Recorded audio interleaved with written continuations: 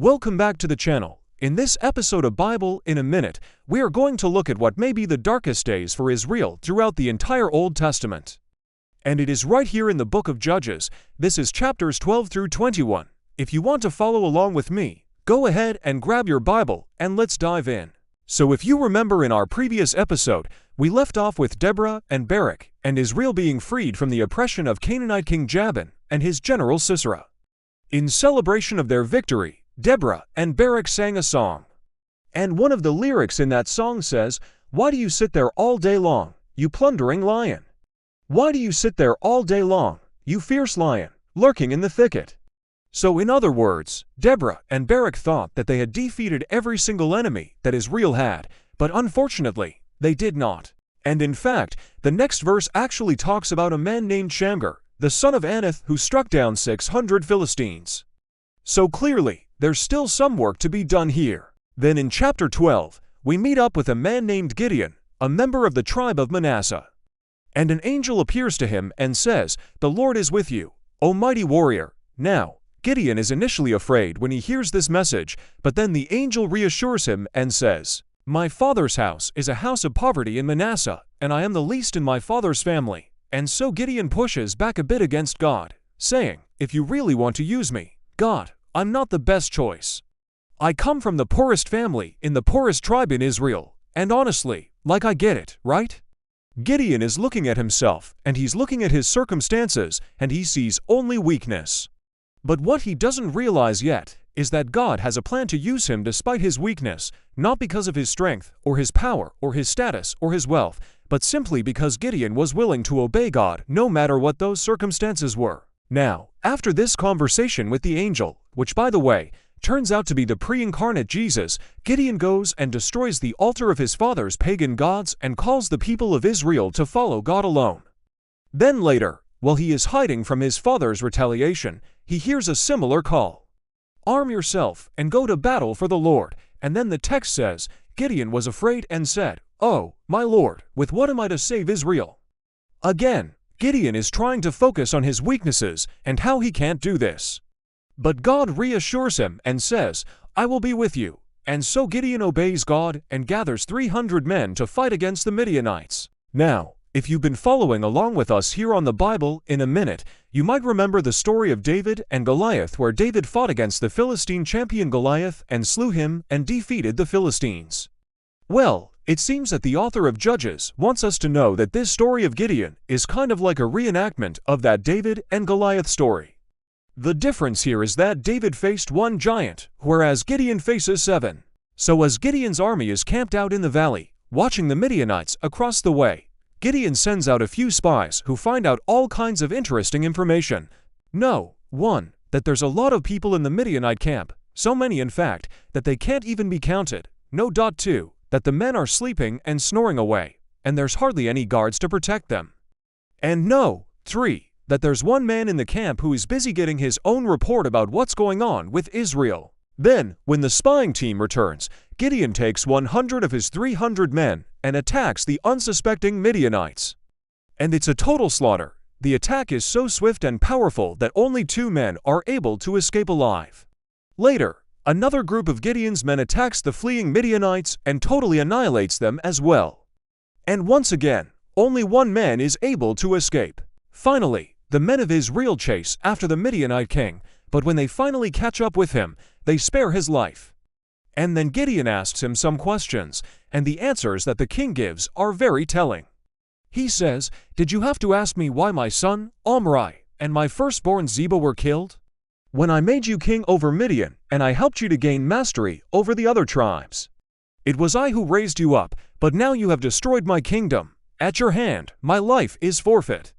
As you yourself have said, like my father, like his father, I too may flee away alive. Yet Israel will be cut off before me. If you would speak kindly to me, I will make an agreement with you.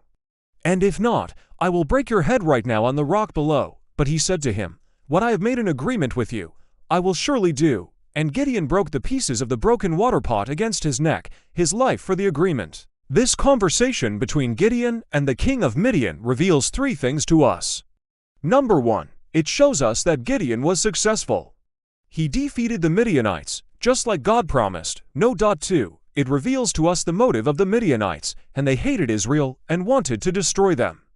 And no. 3. It reveals to us the mercy of Gideon. Although Gideon was justified in killing the Midianite king, since he broke the agreement, he spared his life. Then in chapter 13, we meet a man named Abimelech, who is the son of Gideon. And apparently, he doesn't share his dad's great faith because he murders 70 of his brothers and becomes a bad guy. So then, in chapter 14, we meet up with a guy named Jephthah, an Israelite who lives in a town called Mizpah. And Jephthah is actually half-brother to Gideon, making Jephthah and Gideon cousins. Now, Jephthah is also a bad guy, but not like Abimelech, who murdered his own brothers. No, Jephthah is a bad guy because he leads Israel into war against the Ammonites, even though he never asked for permission to do so. Now, if you're thinking, wait a minute, didn't God tell Israel not to fight against the Ammonites? Yes, he did. Back in Deuteronomy 2, verse 19, Moses specifically told the Israelites, "You shall not annoy them anymore, nor fight against them again, for my 700 heralds are with them, but the Ammonite is your brother. Do not let your descendants do evil and shed blood in the land which you are entering, for they are mine, and I am their God." But Jephthah, as we said, decided to ignore this command and instead led Israel into war against the Ammonites. Now, at first the Israelites lose, but eventually Jephthah rallies his troops and says, "Who will be on my side? Who will help me fight against the Ammonites?" And the people are split. Some will go with Jephthah, and others say, "No, thanks, I'll stay home." And it is then that Jephthah makes a vow to God. He says, "If you give the victory to Israel, whatever comes out of my door to meet me when I return in peace from the Ammonite is mine, to be burnt as a whole burnt offering."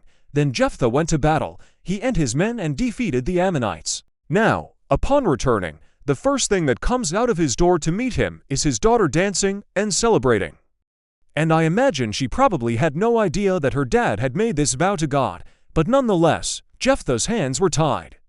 And as hard as his heart was, he had made a vow to God, and so he offered his daughter as a sacrifice. Now, I know that this story is not nearly as well known as the story of Abraham and Isaac, but in my opinion, this is a much darker story. The sacrifice of Isaac is found in Genesis chapter 22 verses 1 to 19, and that passage is only 18 verses long. Whereas the story of Jephthah and his daughter is found in Judges chapters 12, 13, 14, and 15, and the author spends 65 verses describing everything that happens.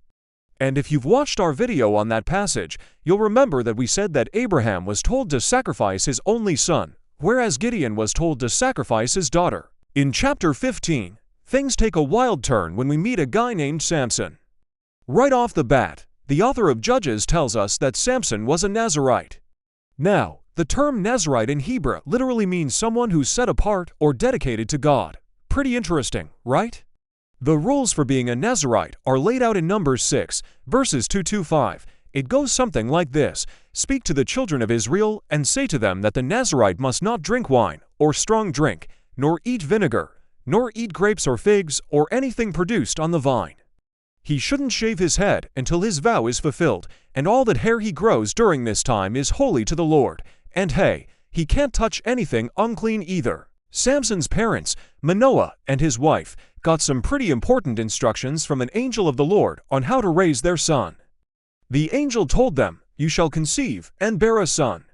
From birth, he shall begin his separation as a Nazirite, and he must not drink wine or strong drink, nor eat grapes or figs or anything produced on the vine.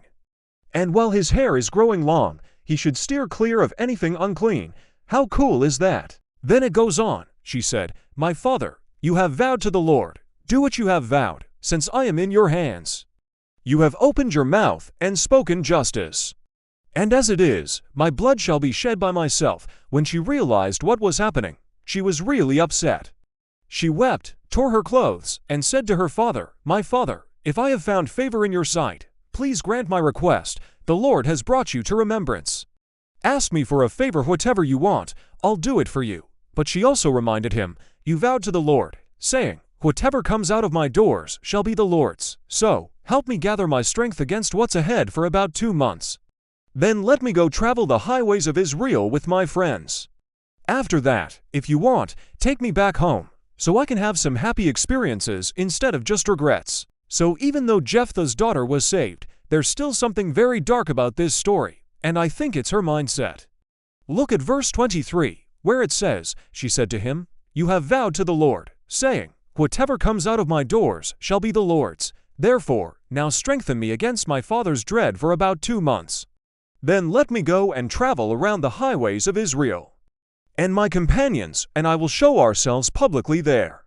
After that, if you please, take me back home, lest my time pass in regret rather than happy years of experience.'" So in other words, Jephthah's daughter wants to go out for 2 months and live her life and enjoy herself to the fullest, because she knows that after that, she's gonna be dead. In chapter 15, things take a wild turn when we meet a guy named Samson. Right off the bat, the author of Judges tells us that Samson was a Nazirite. Now, the term Nazirite in Hebrew literally means someone who's set apart or dedicated to God. Pretty interesting, right? The rules for being a Nazirite are laid out in Numbers 6, verses 2-5. It goes something like this: "Speak to the children of Israel, and say to them that the Nazirite must not drink wine, or strong drink, nor eat vinegar, nor eat grapes or figs, or anything produced on the vine. He shouldn't shave his head until his vow is fulfilled, and all that hair he grows during this time is holy to the Lord. And hey, he can't touch anything unclean either." Samson's parents, Manoah and his wife, got some pretty important instructions from an angel of the Lord on how to raise their son. The angel told them, "You shall conceive and bear a son. From birth, he shall begin his separation as a Nazirite, and he must not drink wine or strong drink, nor eat grapes or figs or anything produced on the vine. And while his hair is growing long, he should steer clear of anything unclean." How cool is that? Now, if you're wondering why Nazirites were required to abstain from things like grapes and wine and figs, which were all common food items in the ancient world, well, these foods were associated with pagan worship. So if a person wanted to dedicate themselves fully to Yahweh, they had to stay away from things that were popular among the pagans. Anyway, as Samson grew up, he became the leader of Israel and began having relationships with women. And one time, while he was visiting a certain town, he saw a prostitute and decided that he wanted to marry her. But when the woman saw Samson, she called for the city gatekeepers and told them, "Look, I brought him to my father's house, and I paid my father 40 pieces of silver and his clothing and sandals. But as soon as we were in the gate, he sprang on my father and on the men of the city and beat them up as easily as I beat up the other men. So Samson flees to the cave of Etam, and the Philistines capture him and gouge out his eyes and grind his bones in a mortar." Now, I don't have time to get into the crazy details of Samson's life, but if you want more info, you can check out our study on the book of Judges. Then in chapter 20, the men of Israel gather together and prepare for war against the tribe of Benjamin, because Benjamin had refused to give up the man who kidnapped and raped a woman. And then in chapter 21 verse 25, we read this terrible sentence: "And afterward, Israel was scattered beyond the Jordan River and lived under the enemy. They continued to prosper, however, and were not annihilated, but they left their land." So what does this mean? Does this mean that God was done with Israel? Did the nation of Israel cease to exist? Was the land of Canaan taken away from the nation of Israel? Well, none of those things happened. But this passage does reveal to us a serious problem for Israel. Because of their constant disobedience, God allowed their enemies to scatter them across the region. Now, the good news is that the book of Judges ends with the story of Ruth, and the book of Ruth is one of the best stories ever. And if you want to hear that incredible story, you can check out our study on the book of Ruth. I hope this overview of the darkest days of Israel was helpful. Thank you so much for watching, and I'll see you in the next video.